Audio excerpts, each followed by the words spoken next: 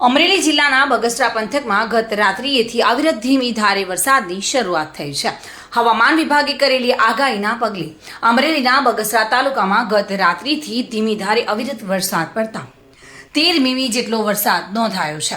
બગસરા મામલતદાર કચેરી નાયબ મામલતદાર રાહુલ જોશીના જણાવ્યા અનુસાર બગસરા શહેર અને તાલુકામાં ધીમી ધારે વરસાદની શરૂઆત થઈ હતી અને 13 મીમી જેટલો વરસાદ નોંધાયો છે. બગસરા શહેર અને ગ્રામ્ય વિસ્તારમાં પણ અવિરત વરસાદ જોવા મળી રહ્યો છે. ખેડૂતોએ ચોમાસું વાવેતર કપાસ, મગફળી, સોયાબીન, તલ, બાજરી સહિતના પાકોની ફાયદાકારક સાબિત થશે.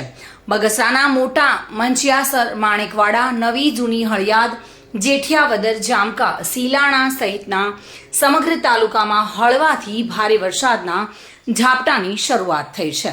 જોકે વરસાદી પાણી રોડ પર વહી રહેલા જોવા મળ્યા છે. જગતનો તાત ખુશહાલ જોવા મળી રહ્યો છે. અશોક મણવર સાથે bureau report, today Gujarati news.